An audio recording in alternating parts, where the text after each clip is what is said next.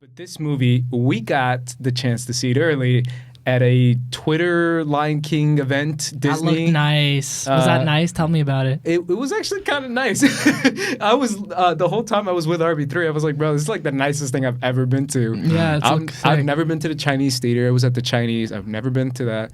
I've never been given food by someone on a platter. I was like, oh my god, what is this life, man? I can't handle it. Right. It's the most Hollywood thing I've ever done. But either way, you Instagrammed about what I Instagram about. You out, what bro. I Instagram about about how like this idea that Disney has this. Yeah, that's what a lion. This sounds is the call out sound effect. Just keep going.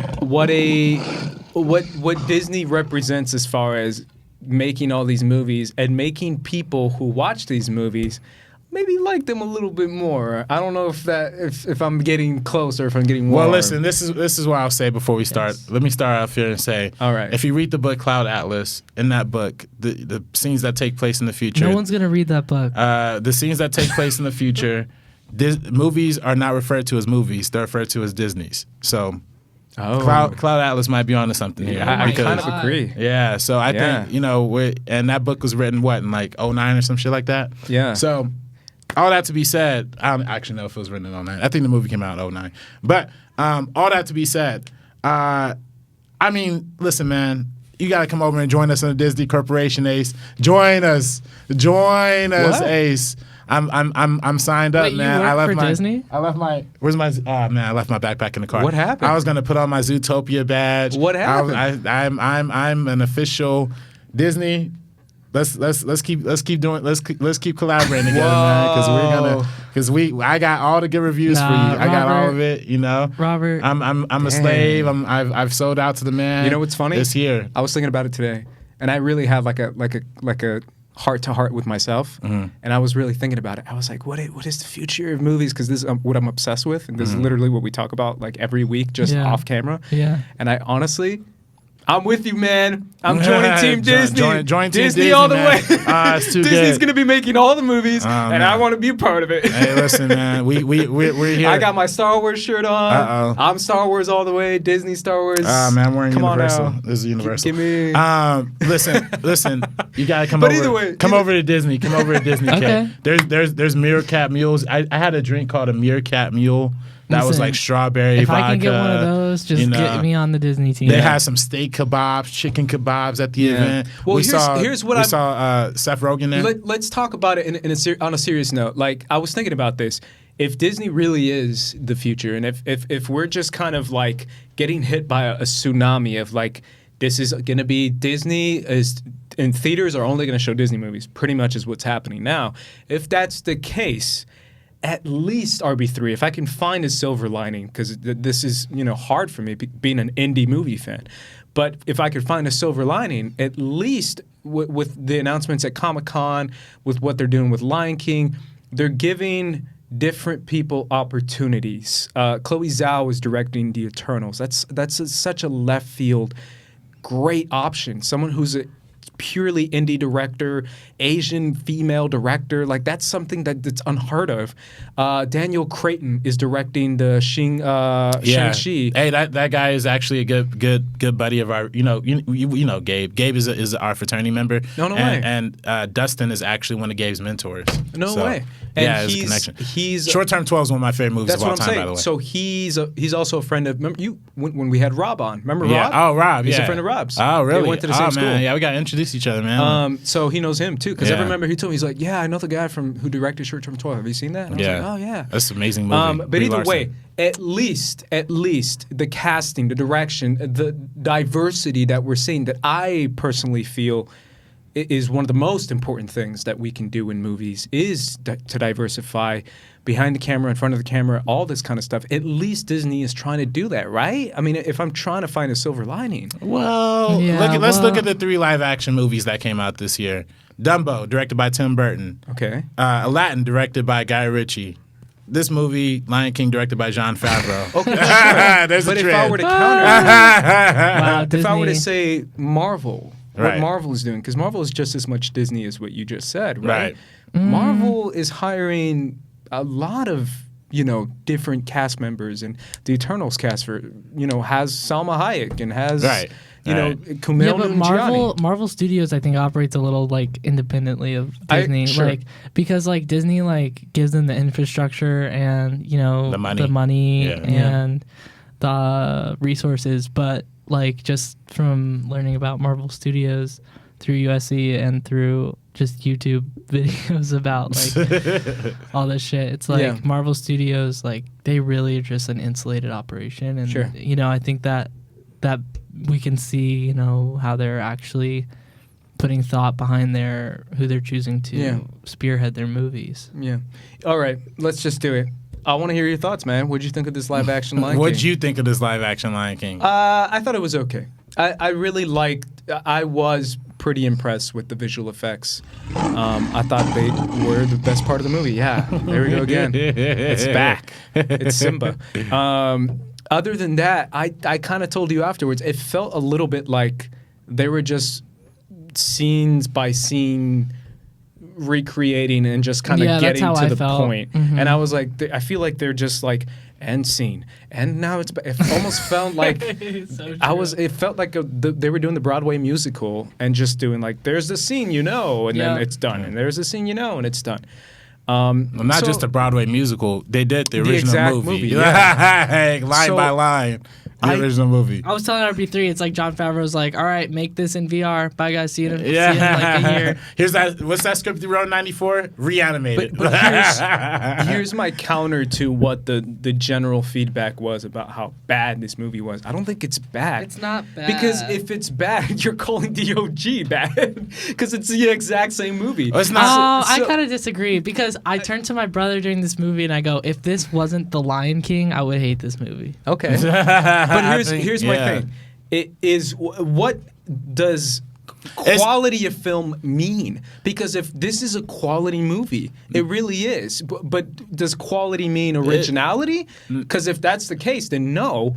But originality was never part of the equation. I think originality is one conversation, but that's what I'm saying. But if you're looking at originality, but this movie's not bad because it's not original. It's bad because they didn't even fucking try. It's bad because they didn't. It's bad because they did the exact same movie except removed all the expressions of like that animated film could bring, the liveliness that animated film could bring, and tried to do the photorealistic thing, which is cool. Props to them for like doing that experiment. But it's like, you're literally taking away the fundamental reason why people like the original Lion King. Okay. Or at least why I liked it. I've never liked Lion King. You told me that, actually. You actually mean that, which is funny. I like it, but it's literally like at the bottom of my list of my favorite Disney movies. I still like it, but it's not like everyone's like, it's the best. I'm like, nah. Yeah, Aladdin's way better. Mulan's way better. I like Mulan a lot. I definitely think that this is...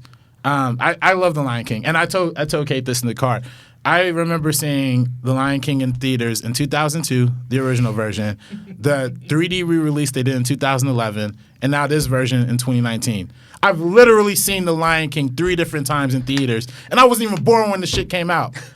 Disney's been milking this movie since 1994. As a hardcore Lion King fan, if Jon Favreau came in and he's like, I got these crazy ideas. I'm going to do this. I'm going to do that. I'm going to put a freaking crocodile in the movie. Like, if he completely changed it up, as a hardcore Lion King fan, would you have been like, yo, what happened to my Lion King? I would have loved if they took pieces from Lion King 2 and Lion King 1.5, the things that actually work. Because there are things that actually work in those movies, as bad as people want to give those movies, hate on those movies.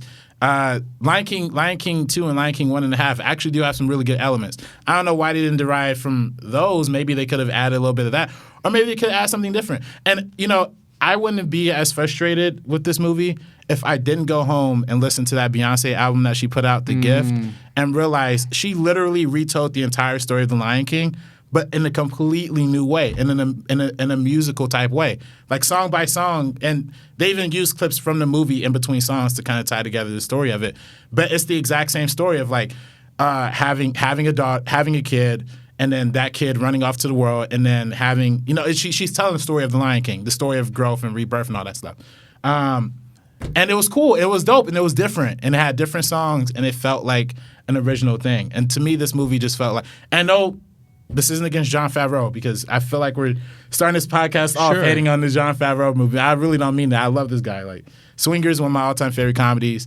Iron Man, one of my favorite comic book movies of all time. But get to your what is but this movie is not you know, what'd you think, Cade? It's the most corporate design movie of all time. Got it.